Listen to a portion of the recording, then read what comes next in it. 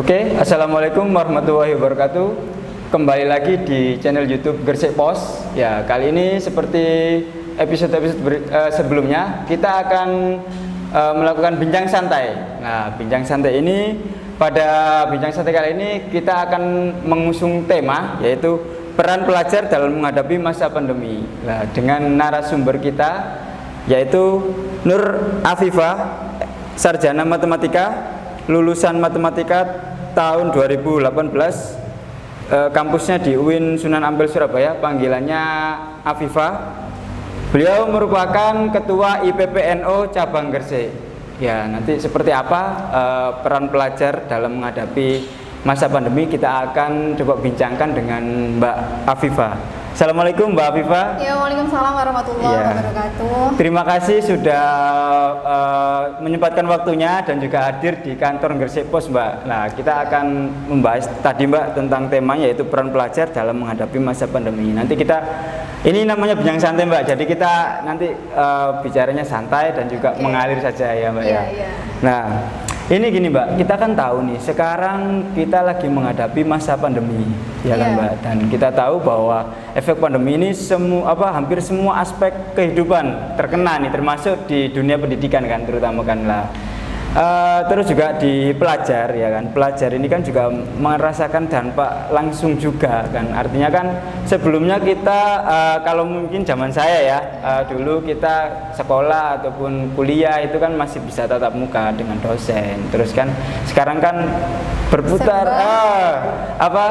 berbalik 180 derajat ya, kita nggak ketemu langsung sama gurunya, bahkan kita belum tahu gurunya itu siapa ya, masih lewat media online ya, pembelajaran daringnya. Nah, menghadapi situasi yang seperti itu, Mbak, menurut Mbak Latifah itu bagaimana nih, Mbak, untuk maksudnya untuk para pelajarnya itu gimana, Mbak? Pendapatnya tentang pandemi dan juga dikaitkan dengan pelajar, Mbak. Monggo, Mbak. Iya. Jadi kalau kita berbicara tentang pelajar ya, berarti secara kontekstual pelajar itu berarti orang yang melakukan proses pembelajaran. Ya, nah, jadi baik siswa maupun mahasiswa itu dikategorikan sebagai pelajar. Ya. Nah, di masa pandemi ini kita tahu bahwasanya para pelajar itu adalah para pemuda, remaja yang sudah beranjak dewasa. Nah, mereka ini menjadi agent of change. Nah, ini juga menjadi tantangan sekaligus kesempatan ketika di pandemi seperti ini. Nah, di kesempatannya mungkin kita bisa lebih meluangkan waktu dengan keluarga ya. Yang biasanya itu sibuk banget di luar. Nah, kadang nggak pulang-pulang, ya kan? Apalagi anak-anak organisasi, nah itu bisa meluangkan waktu lebih di rumah bersama keluarga. Itu quality time yang bisa didapatkan. Nah, tantangannya apa? Tantangannya kita harus lebih kreatif, lebih inovasi lagi dalam modifikasi setiap kegiatan yang ada. Nah, kenapa? Karena yang awalnya kita bisa lakukan secara langsung, bertatap muka, bertemu sana sini, dimanapun kita bisa berbincang santai, di mana saja itu oke. Nah, ketika di pandemi ini kita terbatas banget kan, baik itu waktu, kemudian tempat, jarak juga ya. Nah, otomatis menuntut kita sebagai pelajar untuk menyesuaikan dengan kondisi. Itu sebagai tantangan kita pelajar menyesuaikan. Tapi ini juga bermanfaat buat kita sebagai pelajar. Agar apa? Agar kita lebih melek teknologi. Kita semakin up, dituntut semakin up dengan teknologi. Yang awalnya kita pembelajarannya hanya tatap muka. Nah, di luar negeri itu edukasi yang diterapkan itu sudah memakai teknologi. Iya. Nah, baru di Indonesia ini kalau nggak ada pandemi mungkin nggak akan ada pembelajaran daring. Iya, padahal di luar negeri itu sudah diterapkan pembelajaran seperti itu. Jadi ini kita istilahnya mungkin agak ketinggalan jauh, tapi ketika ini dampak positif, Mbak ya. Tapi ketika ada pandemi mungkin ini yang sebelumnya kita belum, ya sudah pernah, cuma kan masih belum ke teknologi. Jadi ini kita fokus full ke teknologi itu ya. Benar sekali ya. Lagi nih, Mbak, ini coba kita lebih dalam lagi, Mbak. Nah, mengenai efek positif dulu ya, positif dan negatif ya. Ini positifnya apalagi, Mbak, selain yang itu tadi. Jadi lebih ke teknologi, kita harus melek teknologi ya sebagai pelajar terutama. Iya. Apalagi Mbak yang sisi positifnya dari pandemi ini terhadap pelajar terutama. Di masa pandemi ini setiap siswa maupun setiap pelajar itu dituntut untuk belajar mandiri kan ya. Belajar mandiri. Nah, dengan belajar mandiri mereka akhirnya lebih tergerak untuk belajar. Kenapa? Iya. Karena biasanya di proses pembelajaran kita hanya mengandalkan seorang guru atau dosen. Iya. Kan? Nah, pada masa pandemi ini kita akhirnya harus belajar lebih. Nah, itu juga merupakan sisi positif dari adanya pandemi ini. Jadi istilahnya menuntut untuk lebih mandiri, lebih kreatif lagi untuk pembelajarannya ya. Terus juga tadi kita harus melek teknologi. Nah, itu. Terus kemudian di waktu yang lebih luang ini sebenarnya para pelajar itu bisa memanfaatkan untuk apa? Untuk lebih increase diri. Jadi bisa meningkatkan skill, kemudian bisa melakukan hobi, segala yang kegiatan positif itu sangat bisa dilakukan juga. Seperti itu. Nah, dari hobi ini akhirnya mungkin kita bisa show off diri gitu ya. Lebih eksis meskipun di dunia daring, di dunia teknologi yang serba online, justru malah sekarang eksistensi di dunia online itu sangat diminati dari para pelajar itu. Dan sangat ini juga membawa kita sangat penting juga kan. Akhirnya kan orang yang sebelumnya mungkin hanya tahu, misalnya contohnya aja ya, secara kecil-kecilan ya, itu pelajar mungkin dulu hanya tahu untuk HP itu game. Nah, sekarang kan bisa untuk buat video, ya kan, edukasi ataupun pembelajarannya bisa melalui internet ya, gitu. Nah, terus gini Mbak, kalau dari sisi negatifnya Mbak, itu apa Mbak? Dan bagaimana untuk cara menghindari untuk ininya? Kalau menghindari, kita mungkin nggak bisa menghindari ya. Ya, mungkin kita dengan mencari alternatif lain, solusi agar hambatan yang kita hadapi saat ini itu bisa minim sekali. Jadi seperti itu. Terus kemudian di dunia edukasi yang paling dihambati dari seorang pelajar itu ya memang itu tekanan untuk belajar mandiri yang mental ya. Jadi kalau orang tidak terbiasa untuk belajar mandiri akan sangat kesusahan sekali. Baik itu dari siswa, baik itu dari pengajarnya. Terus kemudian dari sistem yang biasanya digunakan itu juga berbeda akhirnya. Yang awalnya itu dari tatap muka, kita tidak tersistem, hanya sekedar peraturan ya kan. Nah, akhirnya dengan adanya pandemi ini, pembelajaran online semuanya membuat sistem baru. Iya, nah kurikulum pun kan juga menyesuaikan ya akhirnya ya. Menyesuaikan. Ada yang namanya kurikulum esensial. Nah, itu yang sekarang juga lagi dipelajari lagi. Masih diramu ya antara nanti kan dikomben-kombenkan bagaimana untuk ini kan ya. Iya. Nah, di kesulitannya itu lebih banyak di guru. Kenapa? Karena di guru, pendidik atau pengajarnya itu juga menyesuaikan dengan para pelajarnya. Nah, sekarang di pelajar di Gresik itu kebanyakan kalau ini berbicara tentang pelajar, ada kategori pelajar kota, ada pelajar desa. Nah, yang paling menyulitkan itu adalah pelajar di desa. Kenapa? Karena mereka sulit banget menangkap teknologi. Terus kemudian pendidiknya itu juga untuk melek teknologinya itu sangat kurang. Akhirnya dengan adanya pandemi ini itu menjadi hambatan yang besar bagi mereka. Di desa ya, terus juga akses internet juga ya terkadang ya. Nah, itu gini Mbak, kalau berbicara mengenai tadi juga ada dari teman-teman pelajar terutama dan juga guru mungkin ya, yang tengah pengajar yang di desa Mbak, mungkin apa yang bisa dilakukan Mbak? Maksudnya kan itu tadi kan salah satu kendala ya, kendala yang memang benar-benar dihadapi, terutama di desa ya. Nah, itu saran gitu loh Mbak untuk teman-teman pelajar dan juga mungkin dari para pengajar itu seperti apa Mbak yang di desa? biar tidak ketinggalan lah antara di desa sama di kota gitu loh Mbak. Seperti apa Mbak?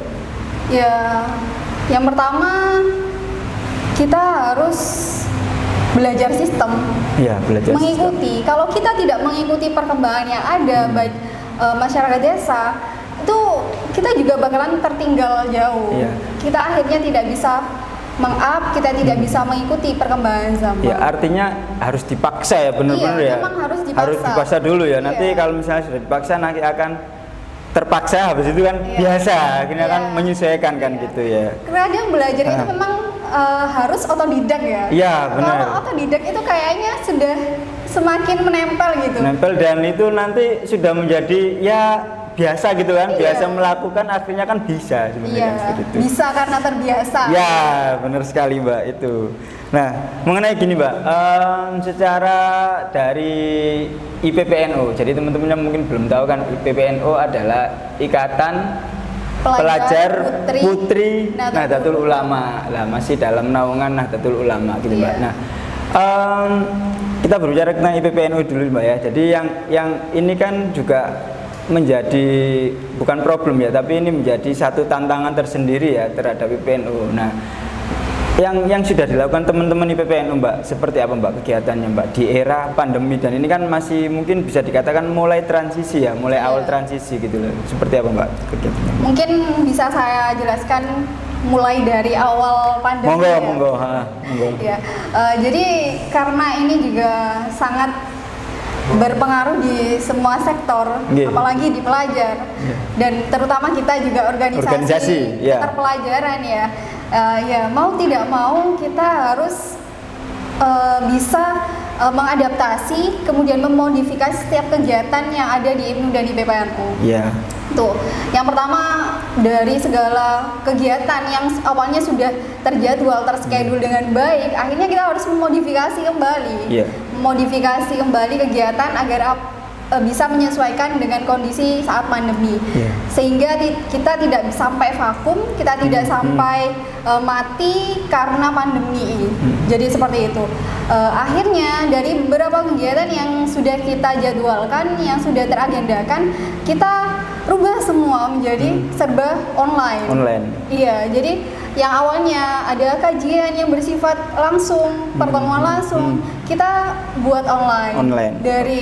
Kita bisa memanfaatkan teknologi itu tadi ya, Zoom kembali. meeting ataupun yang lainnya. Nah, itu jadi sarana untuk kita terus beraktif ya, aktif di kegiatan. Nah, kegiatannya karena bersifat daring, akhirnya kita juga bisa memanfaatkan sosmed yang ada dari kita itu untuk bisa up semua. Jadi akhirnya sosmednya lebih terjalankan. Iya, lebih inilah ya, jalan dan juga semua media akhirnya kan terpakai ya Mbak ya. Jadi gitu. Kalau biasanya kalau sekedar ada kegiatan aja baru di baru di post gitu. Tapi sekarang kan dengan adanya pandemi ini semuanya lebih tercover, terpakai semua. Kalau boleh tahu Mbak, untuk kegiatan dari IPPNU sendiri itu apa saja Mbak yang ini? Mungkin ada yang bersifat rutinan atau apa, mau dijelaskan Mbak? Untuk selama daring ini kegiatan yang bersifat keterpelajaran ada yang namanya Konko Milenial. Konko Milenial. Oke, itu seperti apa Mbak? Nah, jadi Konko Milenial ini kayak bincang dengan satu narasumber dan itu bersifat santai. Oh, santai. Iya. Oke. Nah, daring ya itu ya. Iya, jadi lewat Zoom atau Zoom? Lewat Zoom atau ya? Google Meet. Google Meet ya, bisa. Dan itu live di semua sosmed. Sosmed, oke. Iya. Jadi di Konko Milenial ini kita bersifat tematik, Mas.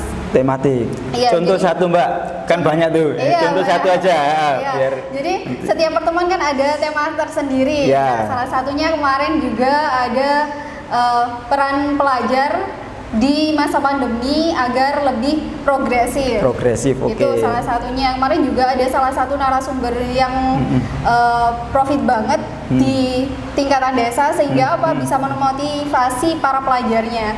Ada kepala desa Sekapu kemarin juga bisa jadi narasumbernya Oh, kita. salah satu itu. Jadi Iya. istilahnya dengan Konko Milenial ini anggota dan juga kader dari PPNU dituntut untuk lebih progresif dan juga aktif dan Iya. dalam apapun kegiatannya meskipun Di masa pandemi ini. Ya, oke. Nah, terus ini Mbak, berbicara mengenai pelajar sendirian. Tadi kita coba balik lagi ya. Jadi pelajar itu kan memang adalah semua yang melakukan kegiatan edukatif ya, artinya kan ada peserta didik dan juga pengajar, itu kan bisa dikatakan pelajar. Nah, kalau menurut Mbak sendiri makna pelajar, kalau menurut Mbak Afifah itu apa Mbak? Makna pelajar kalau saya sendiri itu kita adalah pembelajar sejati. Dimanapun, kapanpun, selama kita hidup kita adalah pelajar. Okay. Itu mana yang bisa saya tangkap dari sebuah kata pelajar.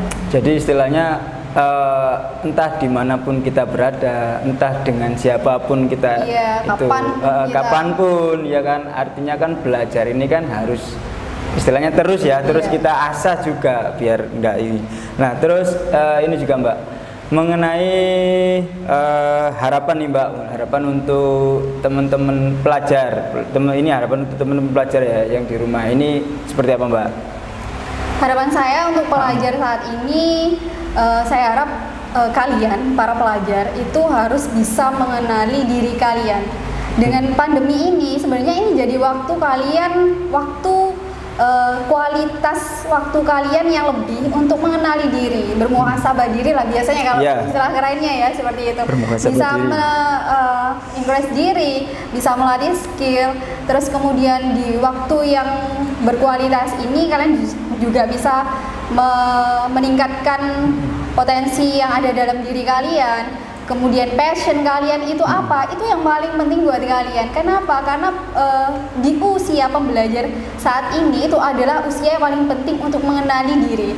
Karena ketika nanti kita sudah beranjak dewasa, apalagi sudah berkeluarga atau di usia matang di atas 30, ya. Iya, kita sudah sangat sulit lagi untuk mengenali diri kita. Kenapa? Karena banyak tuntutannya ada. Jadi buat kalian yang para pelajar saat ini, usahakan kalian lebih mengenali diri, kenali diri kalian, kenali potensi kalian, kembangkan diri dan temukan passion kalian. Ya, itu yang penting ya, jangan lupa. Terus untuk harapan untuk anggota dan juga kader, ada sebutan sendiri rekanita ya kalau nggak salah ya. Ya, harapan untuk rekanita yang terutama yang di seluruh PAC ataupun yang di ranting ya kan, itu apa Mbak? Untuk rekan dan rekanita ya. Rekan-rekanita, benar.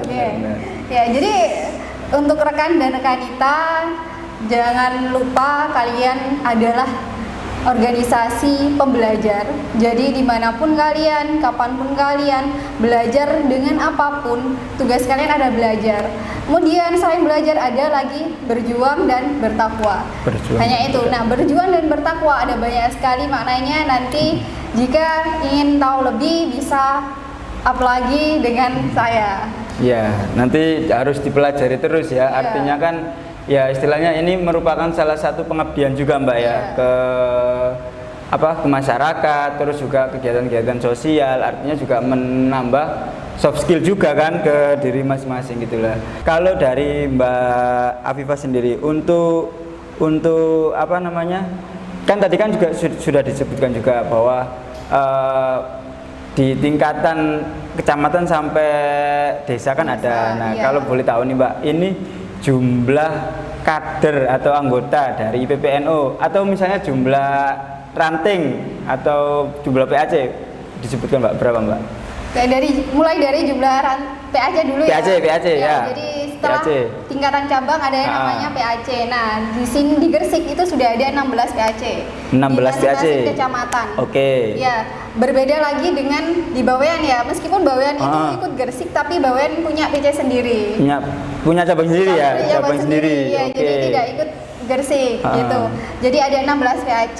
Jadi semua 16 itu kan berarti semua wilayah kan sudah ada. Semua wilayah sudah ada dan terbentuk. Ya. Sekarang sudah aktif. Oke.